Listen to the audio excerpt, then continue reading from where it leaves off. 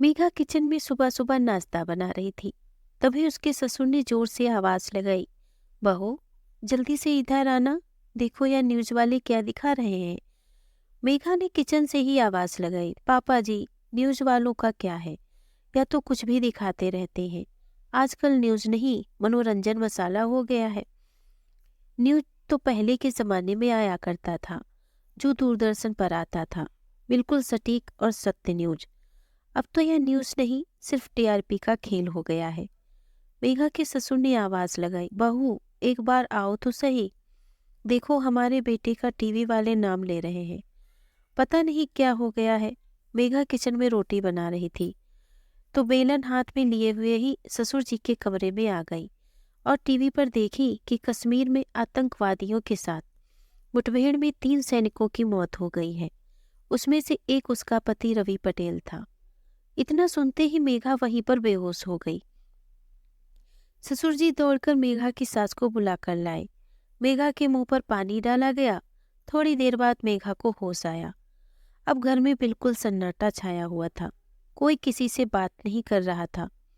धीरे धीरे आसपास के लोगों और मेहमानों को यह बात भी पता चल गई कि मेघा का पति रवि पटेल शहीद हो गया है। सब लोग सहानुभूति देने के लिए मेघा के घर पर आ रहे थे। अगले दिन मेघा के पति की लाश भी आ चुकी थी और प्रशासन की निगरानी में लाश को भावभीनी श्रद्धांजलि दी गई। मेघा अपने पति के गुजर जाने के बाद बिल्कुल ही बिखर चुकी थी।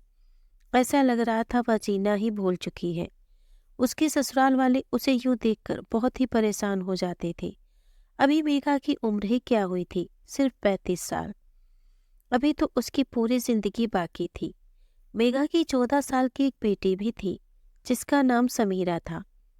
मेघा के मायके वाले और ससुराल वाले दोनों परिवार मेघा पर दोबारा शादी करने का दबाव डालने लगे, लेकिन मेघा इस बात के लिए राजी नहीं थी। वह दोबारा शादी नहीं करेगी क्योंकि वह अपने पति रवि से बहुत प्यार करती थी और अपने दिल में उसके अलावा किसी को जगह नहीं देना चाहती थी। लेकिन वह अपने घर वालों की मर्जी के खिलाफ भी नहीं जा सकती और उनके आगे हार मानना ही पड़ा। फिर क्या था, कुछ दिनों बाद ही ससुराल वालों ने मेघा का रिश्ता पास के ही गांव के एक स्कूल शिक्षक से तय कर दिया। 2 साल पहले ही उसकी पत्नी की मृत्यु किसी बीमारी के कारण हो गई थी और उससे 1 साल का बेटा भी था। मेघा की शर्त यह थी कि वह शादी से पहले लड़के से बात करना चाहेगी, उसके बाद ही वह शादी करने को तैयार होगी। इस बात की इजाजत घर वालों ने भी दे दी। पास में ही एक छोटा सा शहर था।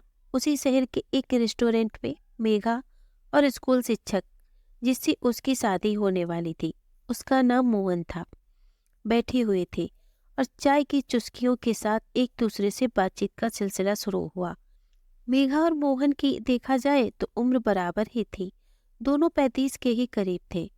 मेघा ने सबसे पहले मोहन से यही सवाल पूछा कि जैसा कि आपको पता होगा कि मेरी एक 14 साल की बेटी समीरा भी है और मैं यह चाहती हूँ कि मैं जिससे भी शादी करूँ वह इंसान मेरी बेटी को अपने नाम के साथ पिता का भी प्यार दे। अगर आप ऐसा कर सकते हैं तो मैं आपसे शादी करने के लिए तैयार हूँ। सिर्फ दिखावे का प्यार नहीं चाहिए, मुझे अपनी बेटी के लिए सचमुच का एक पिता वाला प्यार चाहिए। और यह बात मुझे भी पता है, आपका भी 1 साल का बेटा है और उसे भी मैं अपने बेटे की तरह ही अपनाऊंगी। मोहन इस बात के लिए तैयार हो गया और कुछ दिनों के बाद मेघा और मोहन की एक दूसरे से एक मंदिर में सादी रीति रिवाज से शादी हो गई। शादी के कुछ दिनों के बाद ही मेघा को यह पता चलने लगा कि मोहन की कुछ आदतें उसके पहले पति रवि जैसी थी। मोहन का बोलचाल का लहजा, मोहन के कपड़े पहनने का ढंग और खाने की पसंद कुछ कुछ रवि जैसी थी। मेघा न चाहते हुए मोहन से प्यार करने लगी थी। लेकिन सबसे बड़ी दिक्कत यह थी कि मेघा की बेटी समीरा अभी तक मोहन को अपने पिता के रूप में स्वीकार नहीं कर पाई थी। मेघा की बेटी समीरा अपने पिता रवि की जगह किसी और इंसान को नहीं देना चाहती थी। वह हमेशा मोहन को सौतेला बाप ही समझती थी और पापा तो उसने कभी कहा ही नहीं, बल्कि मोहन अंकल कहती थी। कुछ दिनों से तो समीरा बिल्कुल ही मोहन से उखड़ी हुई रहती थी। समीरा हर बात को लेकर मोहन पर ताने कसती रहती। अगर मोहन कोई बात को लेकर डांट देता तो वह यही कहकर टाल देती थी कि मैं तुम्हारी सगी बेटी नहीं हूं ना, इसीलिए तुम मुझ में हमेशा कमी निकालते रहते हो। हर वक्त आप मुझे नीचा दिखाने की कोशिश करते रहते हो। आप अपनी बेटी रोहन से ज्यादा प्यार करते हो। मैं कौन हूँ आपकी सौतेली बेटी? मोहन को यह बात बहुत बुरी लगी, पर चुपचाप आकर चेयर पर बैठ गया और वह मन ही मन यही सोच रहा था कि वह कभी भी समीरा को सौतेली बेटी नहीं समझा। फिर वह उसे अपने पिता क्यों नहीं स्वीकार कर पा रही है, चाह कर भी इस समस्या से निजात नहीं पा रहा था। हर बार समीरा से कुछ भी कहता तो समीरा यही कहकर टाल देती थी कि मैं आपकी सौतेली बेटी हूँ, इसीलिए आप मेरे साथ ऐसा व्यवहार करते हैं। जबकि मोहन समीरा को हमेशा अपनी सगी बेटी की तरह समझता था और उसी की तरह प्यार देना चाहता था। इधर मेघा भी बाप बेटी के रिश्ते को लेकर बहुत परेशान हो गई थी। वह समझ नहीं पा रही थी कि वह किसका पक्ष ले। अगर मोहन की तरफ से बोलती है तो समीरा को यह लगेगा कि वह उसको भूल चुकी है और सौतेले बाप को ज्यादा तरजीह दे रही है। अगर मोहन को छोड़ अपनी बेटी का पक्ष लेती है तो मोहन को यह लगेगा कि बेटी है इसीलिए वह उसकी तरफ से बोल रही है। यही सब बात को सोचकर मेघा दूसरी शादी नहीं करना चाहती थी, लेकिन घर वालों के आगे झुकना पड़ा। वह कई बार कोशिश करती थी कि मोहन और समीरा के बीच दोस्ती हो जाए, एक दूसरे से कम बाप बेटी न समझे तो कम से कम दोस्त तो समझे ही, लेकिन ऐसा हो नहीं पा रहा था। इसका मुख्य कारण था वह चंद रिश्तेदार और वह पड़ोसी और समीरा के स्कूल की दोस्त, समीरा की बुआ, उसकी मामी, उसकी मौसी, जो बिल्कुल ही पुराने ख्यालात के थे, जिन्होंने समीरा के मन में सौतेलेपन का बीज बो दिया था। समीरा अपने सौतेले बाप मोहन से इसलिए भी दूर रहती थी। उसके स्कूल फ्रेंड ने उसके दिमाग में यह भर दिया था कि आजकल सौतेले बाप कभी भी अपनी बेटी को स्वीकार नहीं करते हैं, और कई बार तो यह भी सुनने में आया है कि वह अपनी बेटी के साथ बलात्कार तक कर सकते हैं। इस डर की वजह से कभी भी मोहन के पास अकेले में नहीं जाती थी। अगर मोहन गलती से समीरा को छू भी लेता था तो समीरा को उसका छूना बिल्कुल ही पसंद नहीं आता था, जबकि मोहन के मन में ऐसा कुछ भी नहीं था। वह अपनी सगी बेटी की तरह समीरा को मानता था। कुछ दिनों के बाद ही समीरा अब कॉलेज में पहुंच चुकी थी और कॉलेज में समीरा कुछ ज्यादा ही मॉडर्न तरह के कपड़े पहनकर जाने लगी। इस तरह का कपड़े पहनना मोहन को पसंद नहीं था। उसने समीरा को कई बार इस बात के लिए टोका भी, इस तरह के कपड़े पहनना सही नहीं है, लेकिन हमेशा से समीरा मोहन की बातों को अनसुना करती थी। वैसे ही इस बात को भी कर देती थी वह। जितना मोहन इस तरह के कपड़े पहनने से मना करता था, वह और ज्यादा पहनती थी। एक दिन घर जाते हुए बाइक से मोहन का एक्सीडेंट हो गया। समीरा जब घर आई तो पता चला कि सब लोग हॉस्पिटल गए हुए हैं, लेकिन समीरा को इस बात से बिल्कुल ही फर्क नहीं पड़ा कि मोहन का एक्सीडेंट हुआ है।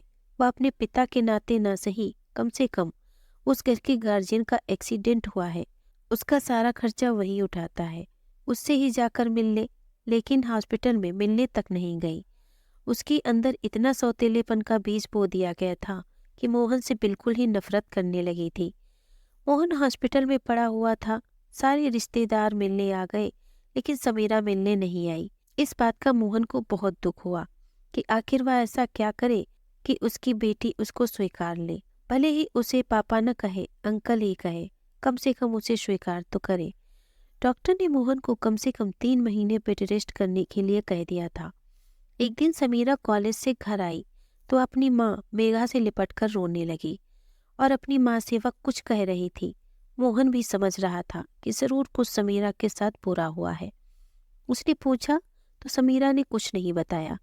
समीरा के अपने कमरे में जाने के बाद मोहन ने मेघा को अपने पास बुलाया और पूछा, क्या बात हुई है, बताओ। मेघा नहीं चाहती थी यह बात मोहन को पता चले। नहीं तो मोहन बहुत गुस्से वाला है, वह कुछ कर देगा। बात को टालना चाहती थी, लेकिन मोहन समझ जाता था कि मेघा उससे झूठ बोल रही है। मोहन ने कहा, तुम्हें तुम्हारी बेटी समीरा की कसम, मुझसे सच सच बताओ क्या बात है। मेघा ने मोहन से बताया कि समीरा अभी कॉलेज से घर लौट रही थी तो चौराहे पर 2-4 बदमाश लड़के खड़े थे, जिसमें से पड़ोसी मोना आंटी का भी एक बेटा था। समीरा को पकड़कर किस कर दिया था। इतना सुनकर मोहन के अंदर गुस्सा भर चुका था। वह कह रहा था, मैं तो समीरा को कितने दिनों से समझाता हूँ कि वह इस तरह के छोटे छोटे कपड़े न पहना करे, लेकिन वह मेरी बात मानती कहाँ है। थोड़ी देर बाद ही मोहन अपने बेड से उठा और समीरा के कमरे में गया और समीरा का हाथ पकड़ा और बोला, समीरा चलो मेरे साथ। मेघा मना कर रही थी कि तुम्हें डॉक्टर ने चलने के लिए मना किया है, लेकिन मोहन इस बार नहीं माना और वह मोना आंटी के घर पहुंच चुका था। आंटी के दरवाजे का बेल बजाया तो मोना आंटी ने जैसे ही दरवाजा खोला, मोहन ने कहा, आपका लड़का कहाँ है? उसने मेरी बेटी को छेड़ा है, मैं उसे छोड़ूंगा नहीं। मोना आंटी ने तंज कसते हुए कहा, पहले आप अपनी बेटी को संभाल लो। इस तरह के कपड़े पहनकर घूमेगी तो लड़के छेड़ेंगे नहीं तो क्या आरती उतारेंगे? तब तक मोना आंटी का बेटा भी बाहर दरवाजे तक आ चुका था।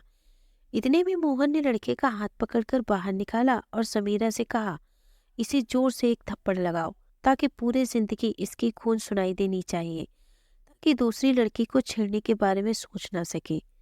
मोना आंटी कहे जा रही थी कि आप मेरे बेटे को मारने से पहले अपनी बेटी को समझाओ। तब तक मेघा भी आ चुकी थी और उसने मोना आंटी से कहा, यह मेरी बेटी है और इसको जो मनाएगा वह कपड़ा पहनेगी, जैसा मन में आएगा वैसा करेगी।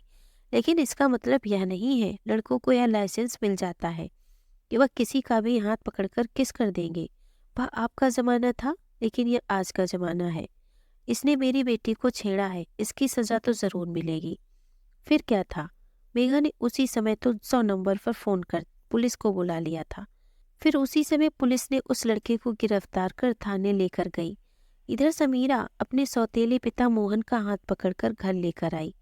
समीरा मोहन को बेड पर लिटाते हुए मोहन के पैरों में पड़ गई और रोते हुए बोली, पापा मुझे माफ कर दो, मैंने आज तक आपको दर्द के सिवा कुछ भी नहीं दिया है। आप मेरी कितनी केयर करते थे, लेकिन मैं दूसरे की बातों में आकर कभी आपको समझ नहीं पाई। मैंने हमेशा आपको सौतेला बाप समझा, लेकिन अब मुझे समझ में आया, सौतेला शब्द कुछ नहीं होता है, पिता तो सिर्फ पिता होता है। तभी मोहन ने अपनी बेटी को गले लगाते हुए कहा, चुप रह पगली, अब कितना रोएगी, मुझे भी रुलाएगी। मोहन दोनों माँ बेटी और अपने बेटे रोहन को गले लगा लिया और उस दिन के बाद से छोटा सा परिवार अपने जीवन की शुरुआत कर चुका था, जहाँ पर सौतेला नाम का शब्द उनकी जिंदगी से दूर दूर तक जा चुका था। दोस्तों, अगर आपको ये कहानी पसंद आई हो तो प्लीज़ इसे लाइक और शेयर करें। अगर आपको ये कहानी पसंद आई हो तो प्लीज़ इसे लाइक और शेयर करें। अगर आप हमारे चैनल पर नए हैं तो प्लीज़ इसे सब्सक्राइब करें। धन्यवाद।